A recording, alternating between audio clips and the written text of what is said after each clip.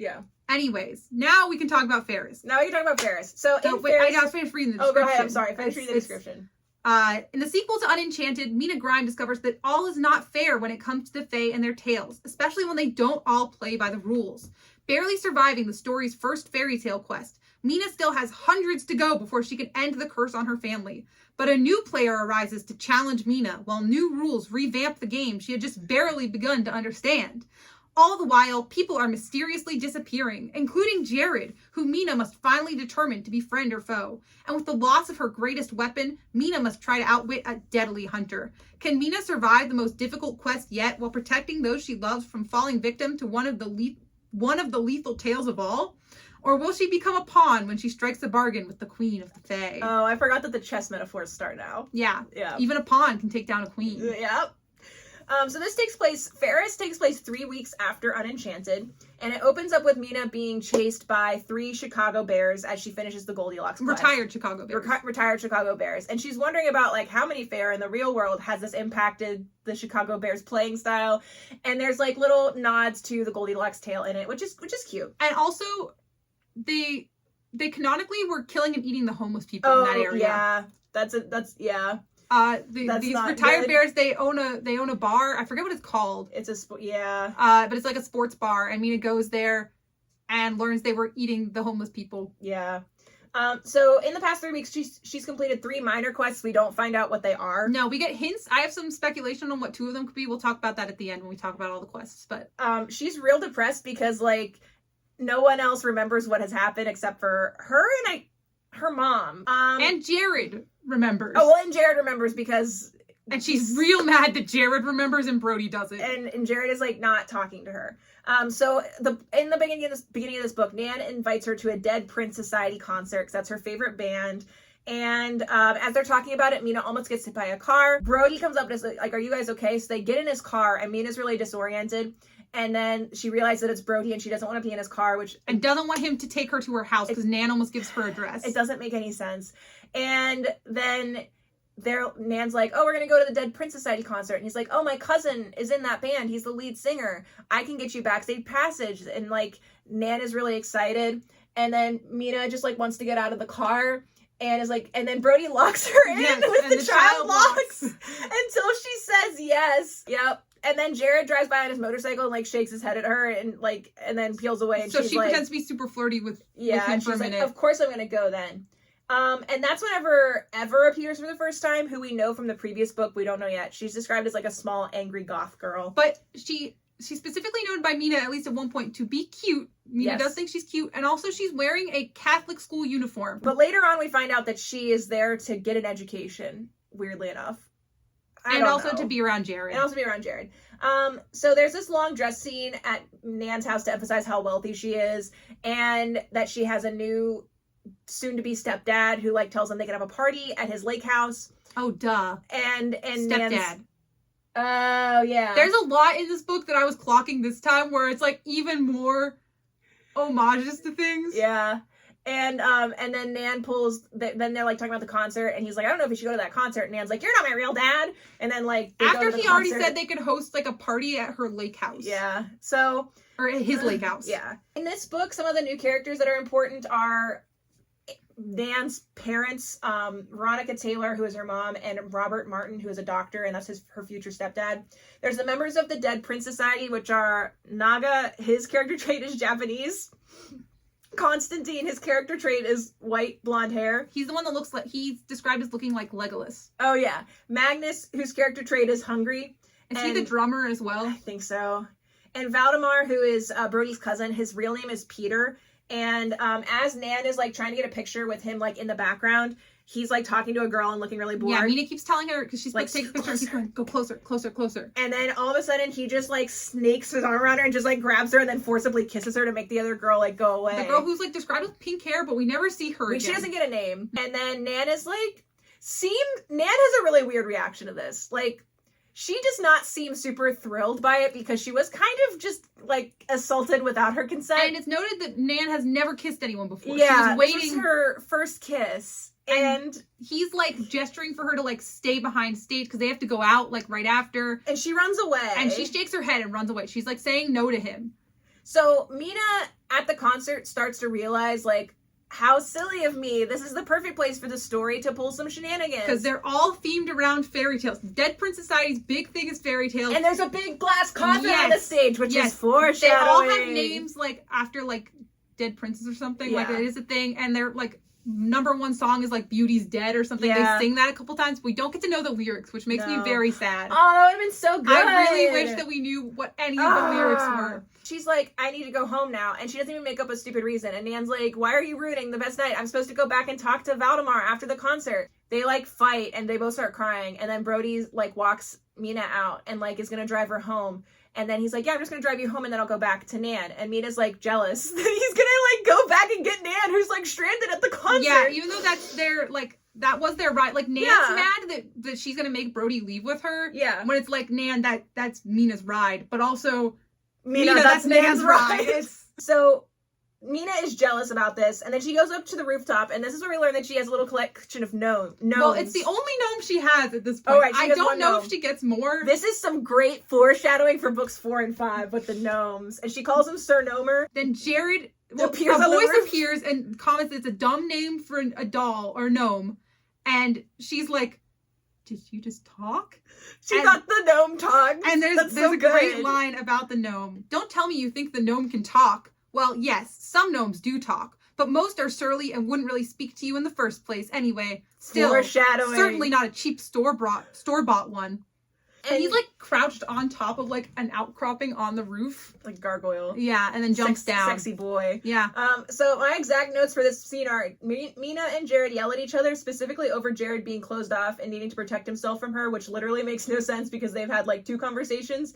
And somehow Mina knows now, like, officially canonically that Jared is Fae. I guess he is just, like, magically appearing on the roof. He is, like, magically appearing on the roof. But then you'd think she'd know it already.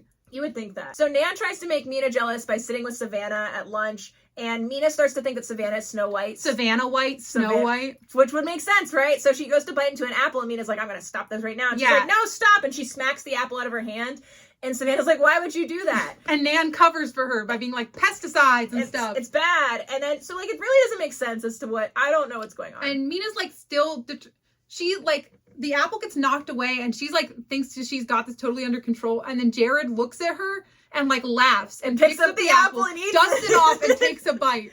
And she's really mad and is like, I'm gonna have to keep following Savannah now. Yep. But then Jared is like, come with me in my car. It's a black Mustang. But he does almost run Brody over in his car. That's true. On purpose. And they talk about how Jared doesn't tell her anything for her own protection because he doesn't want to scare her. And they also talk about Ever. Because he's real happy that she's jealous. Yeah.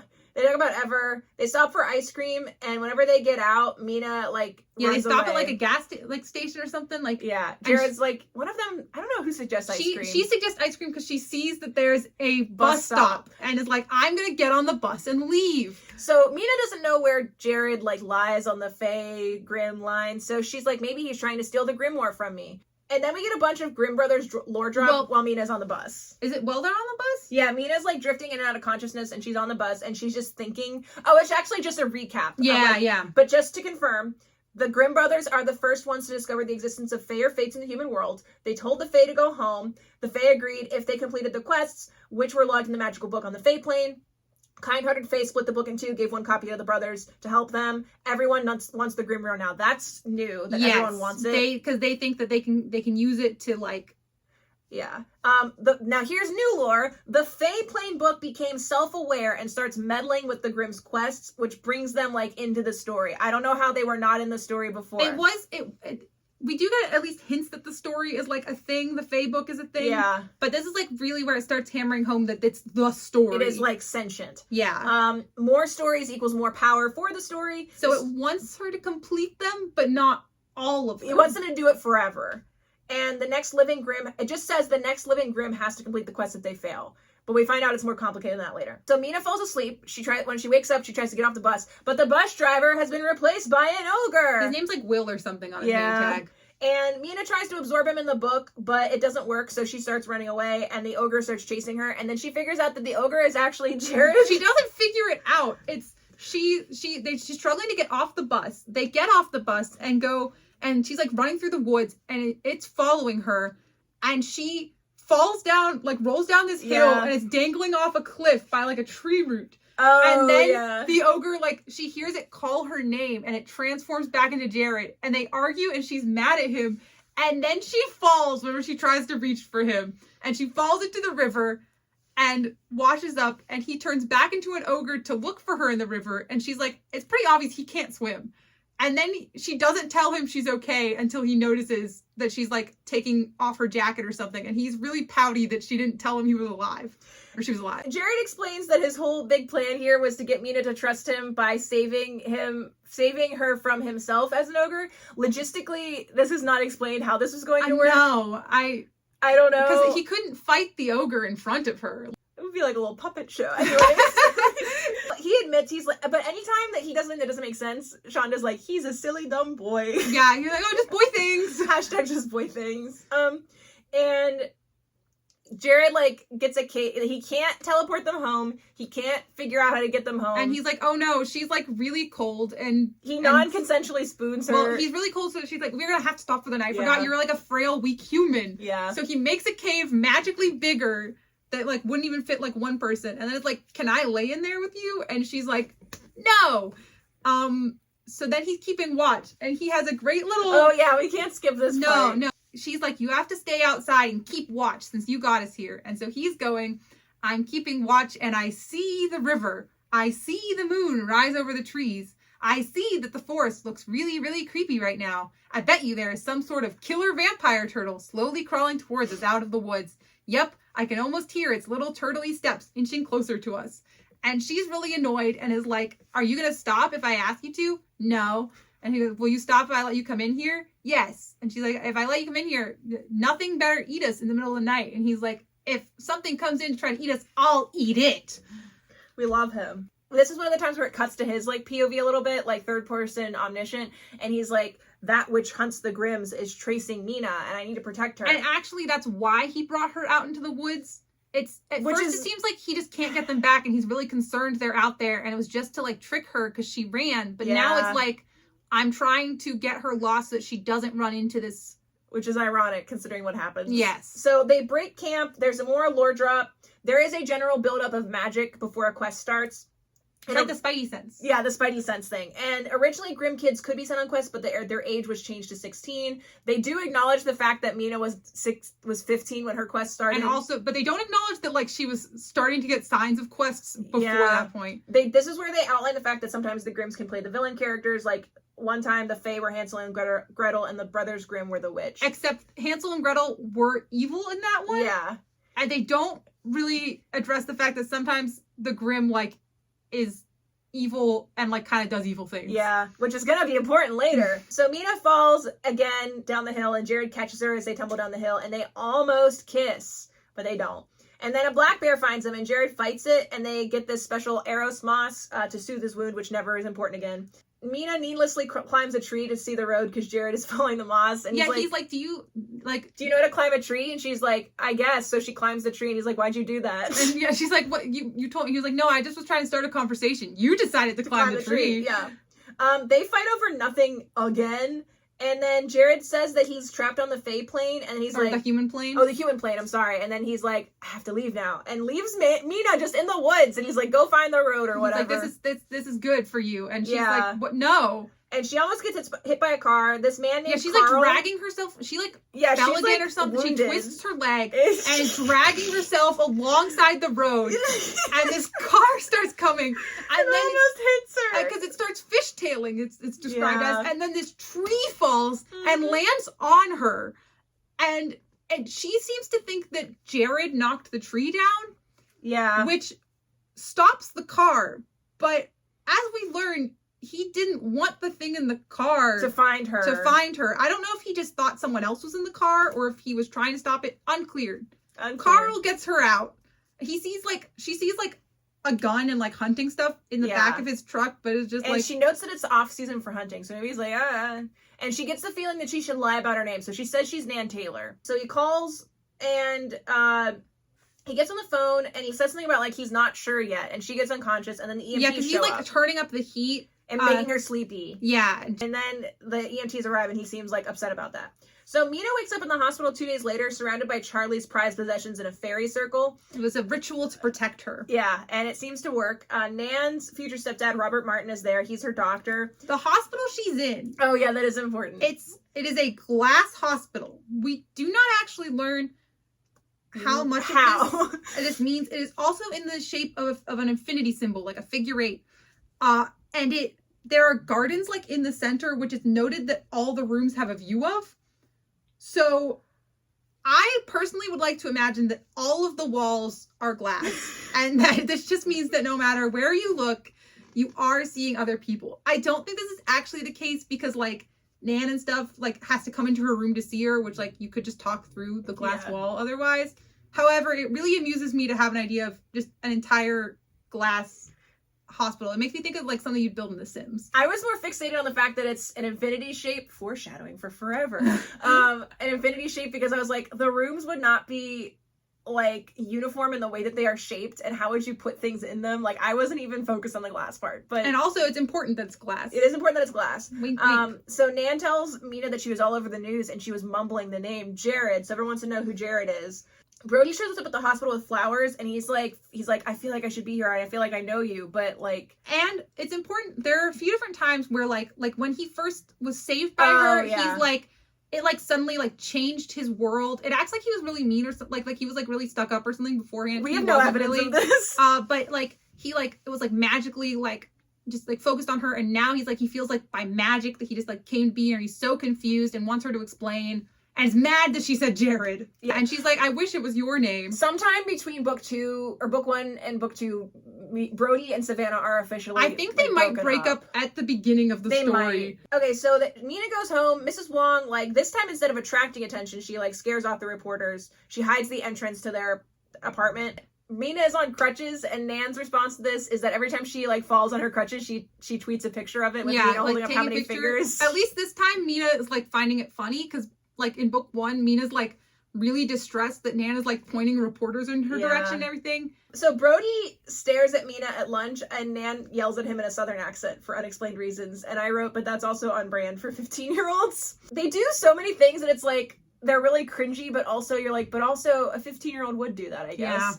Yeah. Nan and Mina go to eat in the biology classroom, and Hahn does tell us all the items individually that they eat for lunch. But the specimens in the jar start moving towards Mina because, again, Nan does not know about the curse anymore. Yes. Mrs. Wong comes over and delivers dinner and gives a bag of tea to make Mina strong, which does heal her whenever she drinks it. So she's all better. Mrs. Porter, one of the teachers who is like her mean homeroom teacher, mysteriously disappears. It is important. When she was in the hospital, the grimoire goes missing. Oh, yeah. And she sees Jared in like the reflection of the window at one point, but he's nowhere to be found. He's not at school. And he doesn't show up at school anymore. She sees him in the window at the hospital when Brody's there, because she like kind of wants to tell Brody about the curse, and he like shakes his head. I know. But Jared like tries to talk to her, and she can't understand what he's saying. And it's nowhere to be seen. She's super distressed about that. There's something on the news about a UPS driver going missing. And a girl who works at Starbucks. Well, and then there's another where it's like there's another guy who went missing.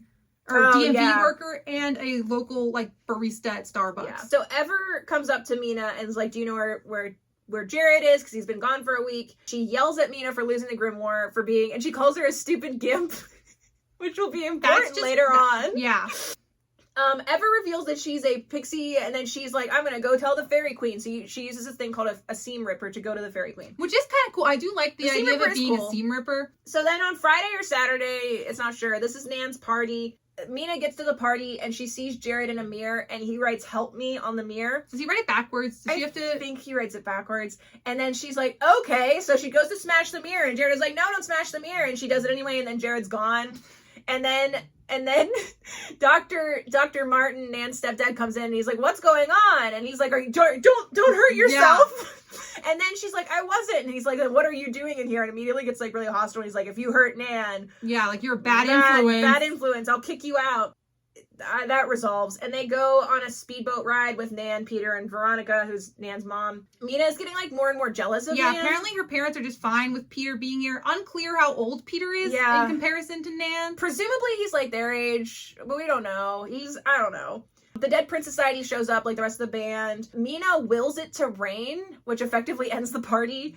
This is the first time she's been able to do something like control the weather, but it ends the party, and Mina sees a blonde person, presumably Nan, drive away with Brody. She is supposed to be spending the night and like hasn't talked to Nan. Mina asks for the pain to stop, and Jared shakes his head in the window. She cries herself to sleep, and when she wakes up, there's police officers in the driveway talking to Veronica and Dr. Martin, and they're like crying, and she like has a vision of Nan and Brody in a car crash, and Nan's dead. So visions are set up. That's true, but it wasn't a dream. It's That's a vision. True. So she like runs into the forest towards the wreck, and she runs into the fairy queen, Maeve. Maeve, and she's like, "I'll make you a deal. Let's make a deal." And and she says that someone is using the grimoire to trap innocent fae who are the missing people. And if Mina finds the grimoire and doesn't lose it again, she's responsible. Maeve will give Nan a fighting chance. It's like Pinocchio. Yeah. That's true. Except I don't think it's meant to be Pinocchio. No. But... And, like, Mina is clearly not listening to the terms of service here because she's like, okay. And then she's like, why is Nan still dead? And everyone later on has to tell her, like, you dumb idiot, you didn't solve the problem. So, of course, she's not. You didn't do what Mav told you to do yet. So, Veronica and Mina, this is my favorite part. They convince the EMTs to take Nan out of a body bag. She is in a body bag. And Brody, like, told them that, like, she was dead, like, when the car crashed. And they go to the ER instead of the morgue. Doesn't she also, she's like actively like shaking Robert, like, yeah, she's you like, you have to believe, because he's like, she's dead. And he's like, no, you have to believe. You have to believe. And as they pull up to the hospital, Nan suddenly has a pulse and is now in a coma instead of is dead. And so Mina threatens Ever into meeting her after school. I don't remember exactly what she says, but she threatens her. And then Ever tells Mina that Mav reset the quest and that Mina hasn't upheld her end of the bargain. Which we never really see resetting the quest as an idea ever again. It also doesn't acknowledge that there are technically multiple quests happening right now. Yeah. So she gives Mina a laser pointer that can reveal Faye's true forms. We find out later this is not a special laser pointer. It's just a thing that laser pointers do.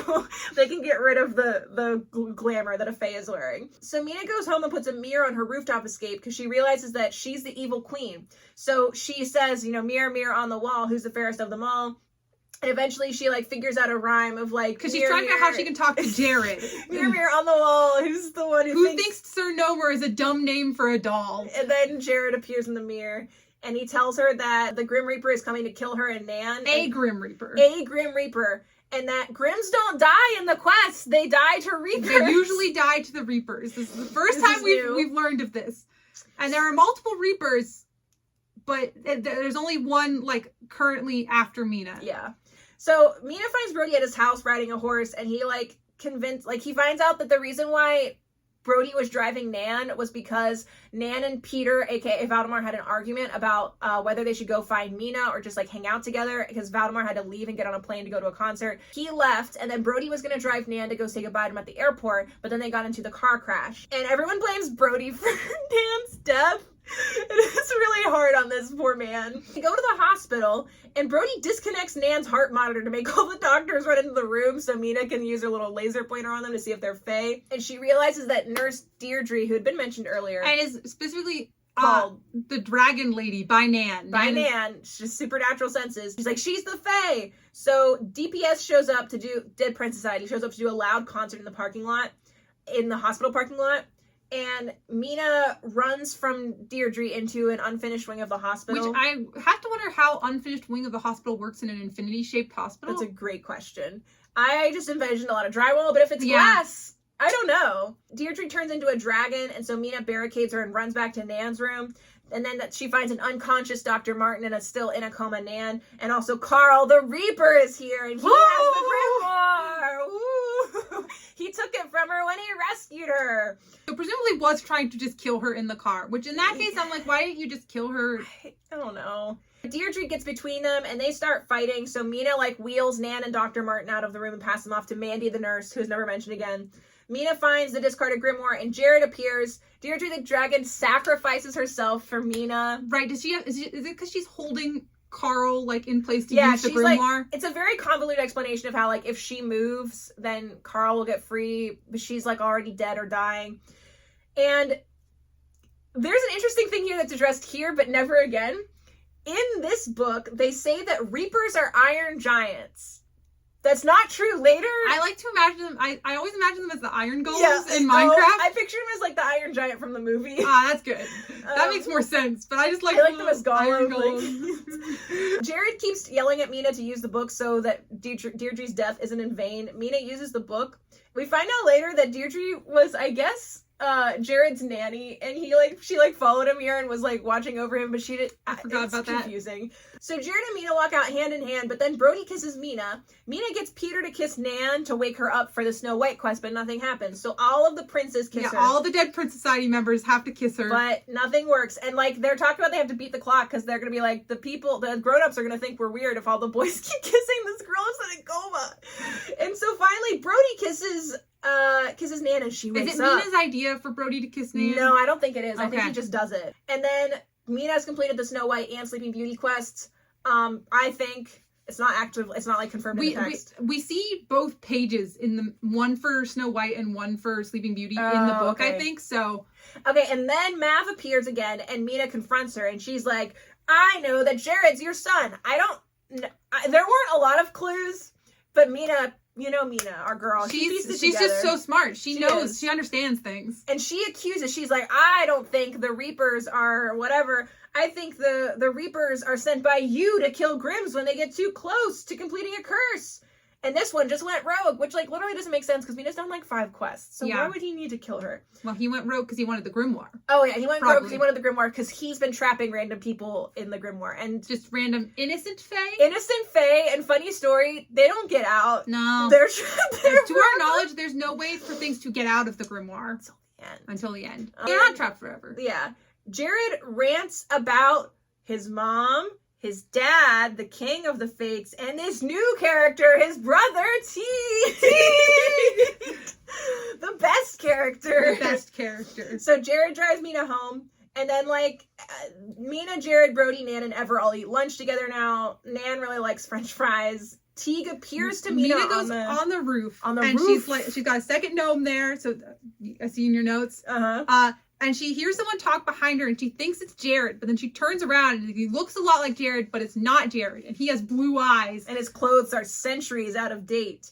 And it's Teague! Teague is the story, and he apparently is in charge of whether or not people's memories get wiped, which gets a little hairy later, because he's actually maybe not, and he decides not to wipe everyone's memories this time. And Mina threatens him with a garden spade, and says this iconic line, "The lines of battle have been drawn. Tell your king and queen to send their best because this tale is about to be rewritten." And she decides that she doesn't have to end the curse. She's like, I just need to kill you because she figures out he's the story because she looked up the name Teague, and Teague means story, like storyteller. Yeah. So quests, as far as I'm aware from this one, we got Goldilocks at the beginning. There is one quest that just no reference at all. Like, we don't have any clue. It's a mystery. The 3 minor quests, and she mentions that fiendish ravens and troubling foxes. I don't know if these are meant to be like all 3 quests revolved around it. In terms of fiendish ravens, this could be like the Raven, the 12 brothers, the 3/7 ravens. There are a few different Raven Grim quests. They feel kind of like big deals, so they feel like they would need more. And then troubling foxes could be the wolf and the fox, the cat and the fox, the golden bird, the fox and the geese, the fox and the horse, the wolf and the man, the wedding of Mrs. Fox. And then there's also like the Hare's Bride, the wonderful musician, Thumbling's Travels have foxes as well. And then of course Sleeping Beauty and Snow White are the main ones. Sleeping Beauty doesn't even line up that well with it really is kind of just Snow White. I guess Sleeping Beauty mostly is to explain the dragon being there. Oh yeah, that makes sense. And the jealousy. There's also the fact that there's a party and it's like like the curse at the party, like Mina casts kind of pulling Maleficent. Then Nan having new stepfather as a glass hospital, as the glass coffin. She's there's apple eating happening. Also the fact that there is like a hunter after Mina, kind of like the huntsman. Yeah. I didn't clock a lot of this stuff on my first read through, but like now it's kind of more obvious. We were in it for the plot. Yeah. The story, if you will. Teague. Teague and Jared look like identical, basically. Yeah. But Teague is called But Jared's not. older brother. But he's not? But he's not. Well, Well, we'll sort find of. out. We'll find out and- what he kind of is. Their main difference is the different colored eyes. His eye color is really And important. that Teague's are blue and Jared's are gray.